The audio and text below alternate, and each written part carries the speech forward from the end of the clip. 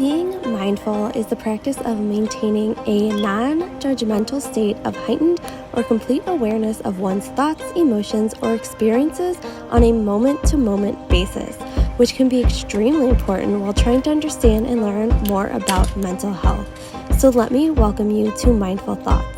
My name is Dolores, and I feel like my mission in life is to help break down those barriers around mental wellness by sharing personal stories, tips, and confessions of mental health to help us shine a light on mental wellness. So what are we waiting for? Let's dive in.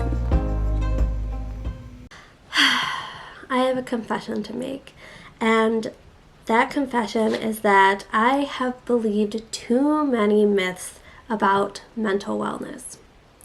The reason I say this is because I have struggled with my depression and my anxiety, and then, within the last few years, realizing that I probably have ADD because so many symptoms of that relate to me that I've just realized that there are so many myths out there about mental health that I think everybody starts to believe when they feel their loneliness. And I can tell you that there were 3 for me that stood out when I actually researched some of the myths out there, and some of the myths I believe myself. And there were 3 to me that I was like, wow, I can't believe these are ones that I actually thought about myself, and that probably so many other people think about as well. So my first myth that I believed, that it's way too much pressure to think you should feel good and there's something wrong with you if you don't. For the longest time when I suffered with depression, I thought I had to be happy. I thought I had to not show people that side. And I actually had someone in my life that when I look back at it, I'm like, I can't believe they said this to me. They told me that people would always take advantage of me and get under my skin because I was too weak and I was too nice, and that I needed to be stronger. And when I thought about that, is I was like, it just sucks that when you are going through something, you think that you need to be happy and that you think you need to feel good all the time, and when you don't, then that means something is wrong with you. Do you know the goal of mental wellness isn't to regularly feel good? It's to compassionately manage our minds when we don't feel good and appreciate the times that we do. Not every single day is good, and not every single day is bad. But on those bad days, it is okay to have bad days, and it's okay not to feel good, and it's okay not to feel good about yourself. And for a long time, I didn't feel like that. I felt like I had to put on this fake mask and this fake front, so then everybody thought I had this well put together life and that I was happy and everything was okay and everything was good when it wasn't. And when I finally realized that I didn't have to be like that, I could really authentically start to be myself. I could be myself on those days I don't feel like myself. I could tell those people that I don't feel like myself, and that's just how my day is going. I don't feel like I have to become somebody else just so everybody else is happy. And I think that some of us couldn't relate with that because we feel like if we're not regularly happy, then something is wrong with us, and that's just not right. You don't have to be happy all the time, and you don't have to feel good all the time. It's okay to feel bad. It's okay to feel all the emotions. It's okay to go through the emotions, and there's nothing wrong with you. I'm telling you, it took me a long time to realize that when that person said that to me, it hit me so hard that I was like, they're right. I have to become this stronger version of myself. No, I don't. I'm someone who suffers from depression, who has very bad days, who their anxiety gets so much and holds them back from things, and that's okay.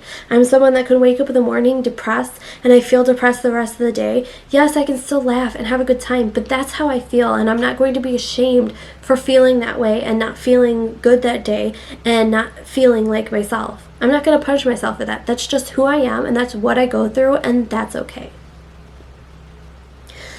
The second myth that stood out to me was that you only need to take care of your mental health if you have a mental health condition. Now, this is not true.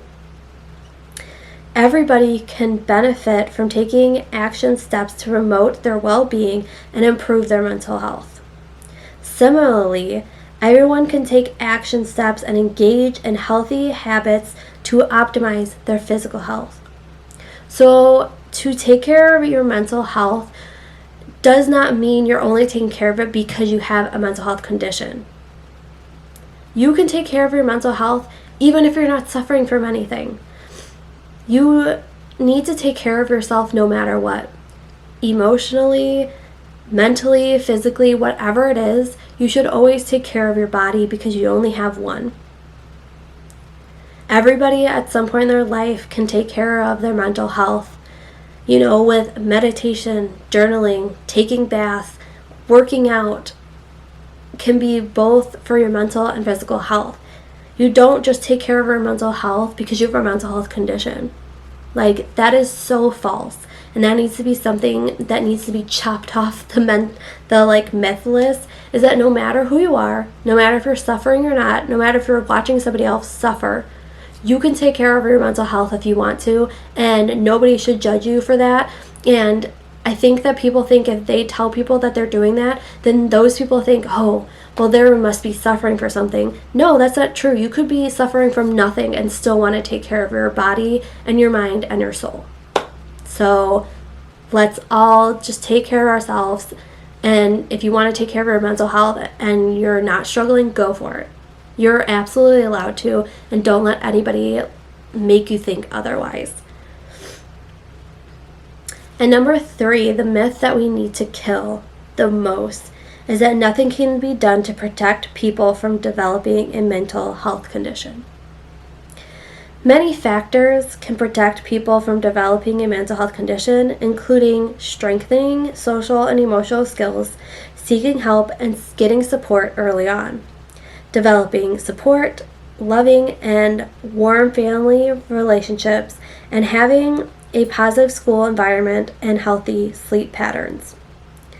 The ability to overcome adversity relies on a combination of protective factors, and neither environmental nor individual stressors alone will necessarily result in a mental health problem. You can do everything in your life to protect the ones you love, to protect them from harm, to protect them from stressing, protect them from anything that's abusive to them. But for many of us, without even realizing it, we go through very stressful and traumatic life events that trigger something in us that make these mental health conditions come up. No matter how much we try to protect the people we love from developing something, it's something that you just can't always protect them from. I am somebody that would have never thought I was struggling from depression until talking to my fiance about it and finally realizing that's what I was going through and having panic attacks and my anxiety. I never thought that these were something I was struggling with. Even with ADD, I never saw these things because it was just something that was normal to me until someone pointed them out, like my fiance. He's like, oh no, you definitely have it. And then looking up the symptoms and the things that are associated with it that I associated with, I was like, wow.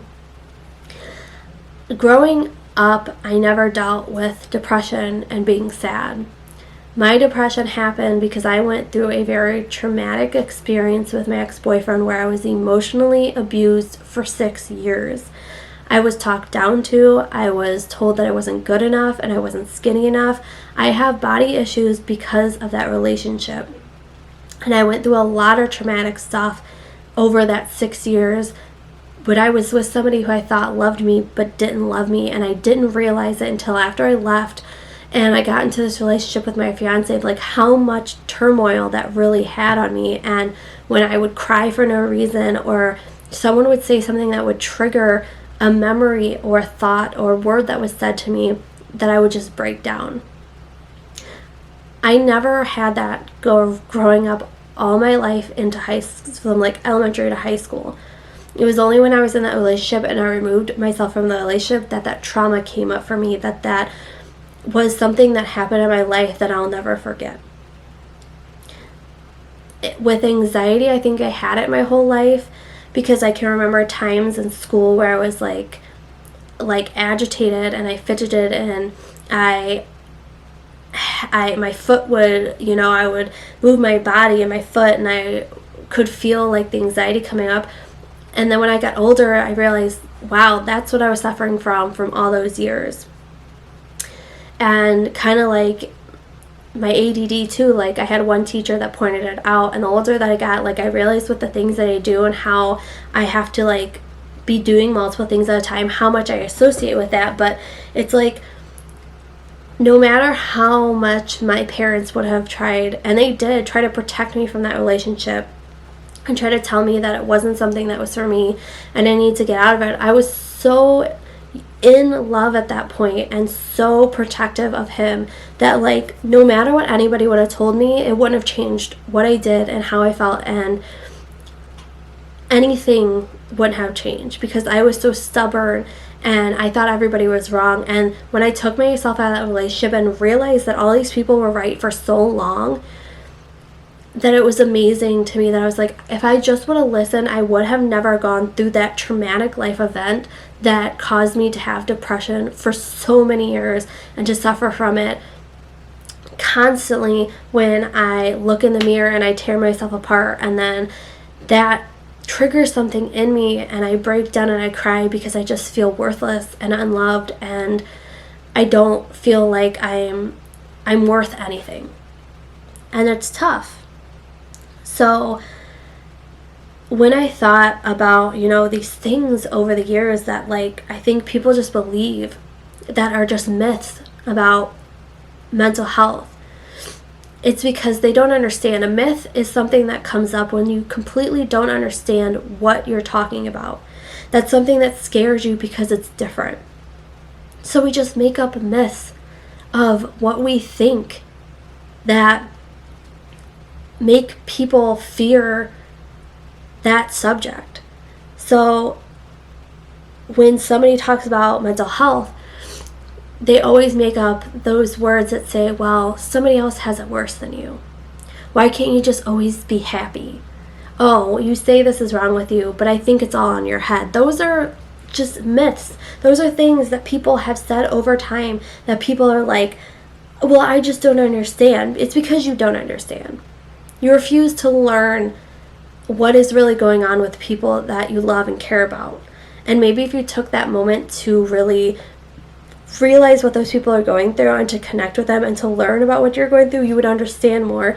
And these myths that have come up because people don't understand would slowly be cut away, because more people would be learning and more people would be understanding and more people would open up and share how they're going through it and how they feel to help people understand more. So busting the myths of mental wellness is more on the fact that people just need to be more open to learning more about it. And once they learn more about it, then the myths that they have around it can be broken down, because they'll learn that what they've learned over the years is not real and it's not like tangible information.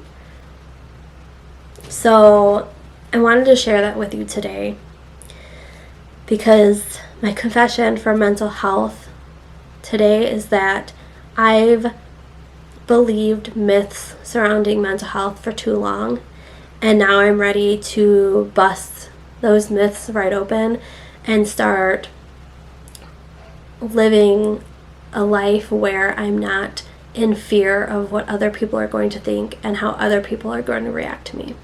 So I would love for you guys to come over and comment on Instagram or comment on this YouTube video. If you're listening on the podcast, go over to YouTube and comment one myth that you've associated with yourself that you believed for so many years, and now that you've been able to really work on your mental health and figure it out, it is one that you no longer believe, and you hope and you wish that other people just would break that myth and not believe anymore. Because if we start to break them, it'll help other people break them. So Let's go break all of those mental health and wellness myths that people are believing every day. Thank you so much for listening to another episode. And you know what would be so amazing? If you shared, left a comment, and liked this episode. Any type of support and love for this podcast is going to help it grow more and more every day. I'm so grateful to have you here, and I'll talk to you again soon.